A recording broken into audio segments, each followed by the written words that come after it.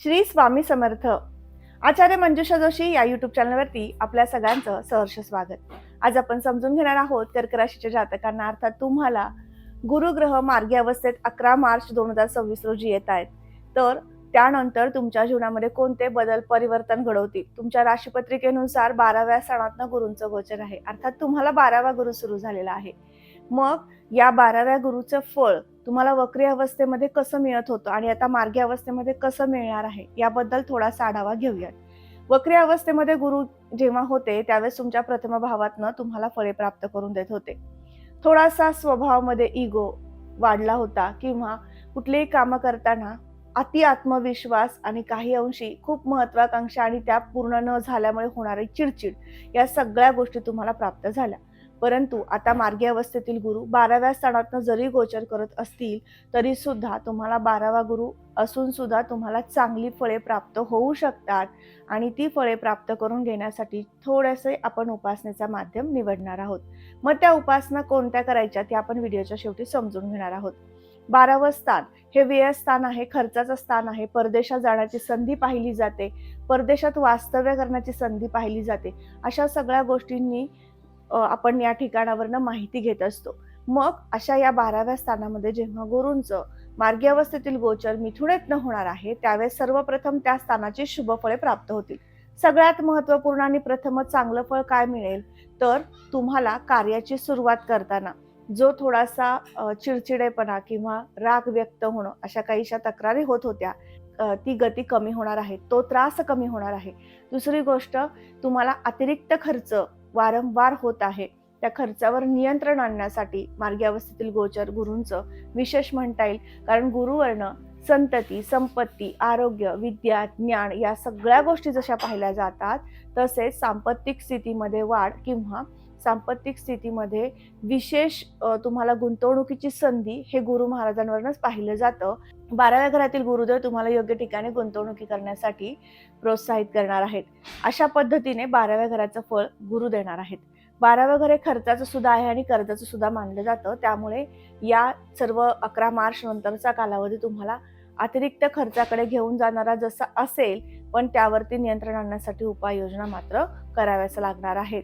परदेशात राहण्यासाठी किंवा परदेशात जाण्यासाठी उत्सुक असणाऱ्या व्यक्तींना सांगू इच्छिते, तुमच्यासाठी सुवर्ण संधीचा काळ आहे. 11 मार्च नंतर तुम्ही जास्तीत जास्त प्रयत्न केल्यास तुम्हाला परदेशात जाण्याची संधी उपलब्ध होऊ शकते. याचबरोबर गुरूंच्या ज्या ज्या ठिकाणी दृष्ट्या येतील त्या त्या ठिकाणची सुद्धा चांगली सुंदर फळे तुम्हाला मिळू शकतात. यातील प्रथम दृष्टी गुरूंची जी आहे ती पंचम दृष्टी जी येत आहे 4थ्या घरावरती. चतुर्थ स्थान कशासाठी पाहिलं जातं, तर 4थं घर हे महत्वाकांक्षासाठी, वाहन वास्तूच्या सुखासाठी पाहिलं जातं आणि त्याचबरोबर 4थ्या घरावरनं आपण मातृसुख पाहतो. मग या मातृसुखाच्या दृष्टीने सतत आईसोबत काही मतभेद होते किंवा आईसोबत आपण जेव्हा चर्चा करतोय त्यावेळेस आपला राग व्यक्त होत होता, आता इथे कुठेतरी तो त्रास कमी झालेला तुम्हाला दिसू शकतो. तुमचं म्हणणं त्यांच्यापर्यंत तुम्ही व्यवस्थित पोहोचवू शकता किंवा त्यांच्याकडनं तुम्हाला एखाद्या कार्यासाठी शुभ आशीर्वाद प्राप्त करून घेऊ शकता.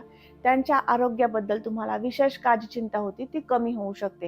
हे चांगलं फळ मातृसुखाच्या बाबतीमध्ये गुरु देतील. याचबरोबर वास्तू आणि वाहन खरेदी करायचं होतं, फक्त प्लॅनिंग होत होतं, त्याच्यावरती तुम्ही काम करत नव्हतात किंवा ते घेण्याचे योग येत नव्हते. आता या दरम्यान तुम्हाला स्वतःच्या जन्मलग्न कुंडलीमध्ये जर वास्तुयोग सुरू झाले असतील आणि या दरम्यान गुरुदेवतेची त्या ठिकाणी दृष्टी येते तर वास्तूमध्ये तुम्ही इन्व्हेस्टमेंट करू शकता.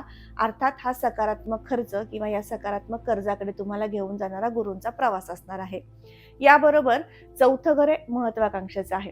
महत्वाकांक्षी स्वभाव असणं खूपच गरजेचं असतं, परंतु अति महत्वाकांक्षा घातक असं म्हटलं जातं.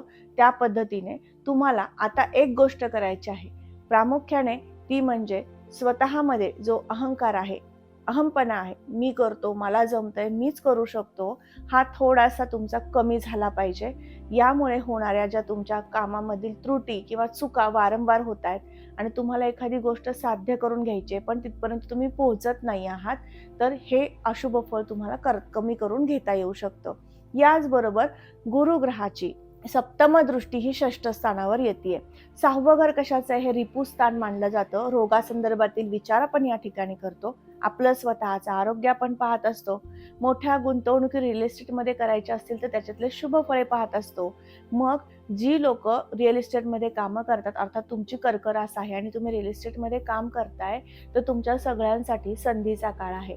कारण गुरु कृपेने तुम्हाला ज्या दृष्टीने गुरु पाहतायत, सप्तम दृष्टीने या स्थानाला, तर तुम्हाला योग्य ठिकाणी गुंतवणुकीची संधी वारंवार घेऊन येणार आहेत.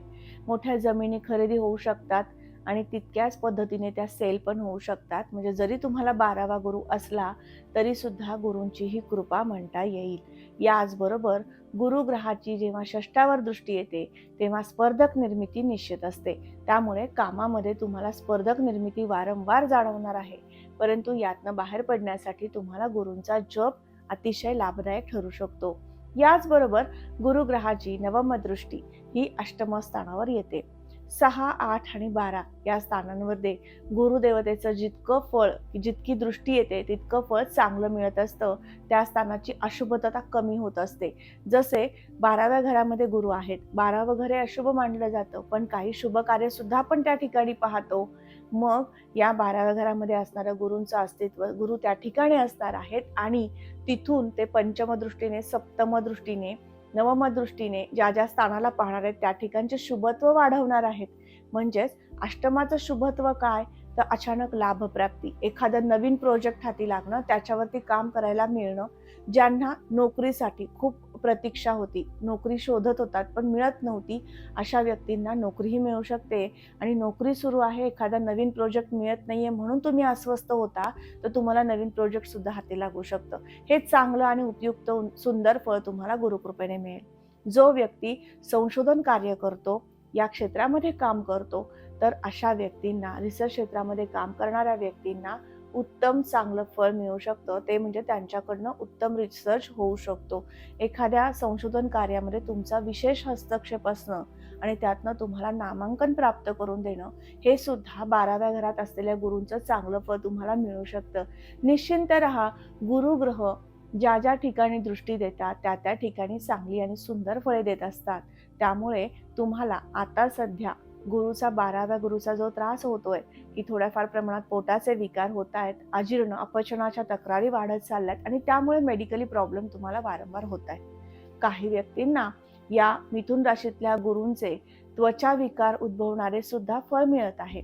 ज्यांना हा काही त्रास आहे त्यांनी कमेंटमध्ये नक्की लिहा, कारण तुम्हाला हा जो त्रास होतो यावरती मी एक उत्तम उपाय सुचवणार आहे. आणि तो उपाय काय, आता जाणून घेऊयात. गुरूंच्या ज्या ज्या ठिकाणी शुभदृष्ट्या आल्या त्यातलं शुभत्व वाढवण्यासाठी, 12व्या गुरुचे फळ कमी करण्यासाठी तुम्हाला नित्यनेमाने दत्तसेवा करायची आहे.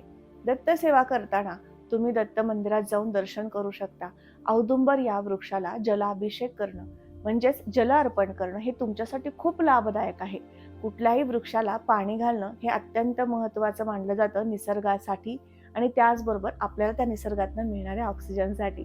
पण विशेषतः दत्त महाराज या औदुंबर वृक्षाखाली आसनस्थ असतात. त्यामुळे औदुंबराची सेवा जर तुम्ही केली तर ती गुरूंपर्यंत पोहोचते, गुरुग्रहांपर्यंत पोहोचते. त्यामुळे औदुंबर वृक्षाची जास्तीत जास्त सेवा करा. तुमच्याकडनं जमल्यास औदुंबर वृक्ष तुम्ही लावू शकता. हेही चांगलं काम तुम्ही करू शकता. 11 मार्च नंतर तुम्हाला औदुंबर वृक्षाला 11 प्रदक्षिणा घालणं, पाणी अर्पण करणं, त्याचबरोबर चंदनाचा टिळा कपाळावर लावणं हे चांगलं तुमच्यासाठी राहणार आहे. हे उत्तम फलदायी तुमच्यासाठी राहणार आहे. तर आज आपण समजून घेतलं कर्क राशीच्या जातकांना गुरुग्रहाचे कोणते लाभ प्राप्त होऊ शकतात आणि कधीपासून. तर 11 मार्च नंतर मार्गी अवस्थेतील गुरूंचं कुठलंही टेन्शन न घेताना तुम्ही त्या गुरुग्रहाची उपासना करून सातत्याने लाभ प्राप्त करून घेऊ शकता. योग्य ठिकाणी गुंतवणुकी करून तुमच्या जीवनामध्ये जो काही कर्ज होणार आहे, जो काही कर्जाचा भार येणार आहे, तो कर्जाचा भार तुम्ही कमी कसा करायचा यासाठी नक्कीच प्रयत्नशील होऊ शकता. म्हणून सांगितलेली उपासना नक्कीच करायची आहे. तर आज आपण समजून घेतलं गुरुग्रह मार्गी अवस्थेत आल्यानंतर कर्क राशीच्या जातकांना कोणती फळे देणार आहेत. तर आजचा हा व्हिडिओ तुम्हाला कसा वाटला लगेचच कमेंट करून सांगायचं आहे. कमेंटमध्ये श्री स्वामी समर्थ लिहिण्यास अजिबात विसरू नका. तुम्ही आपल्या चॅनलवर नवीन असाल लगेच चॅनलला सबस्क्राईब करा, बेल आयकॉनला क्लिक करा. पुन्हा भेटणार आहे अशाच माहितीसह. तोपर्यंत मी आपली रजा घेते. श्री स्वामी समर्थ. जय जय स्वामी समर्थ. रामकृष्ण हरी.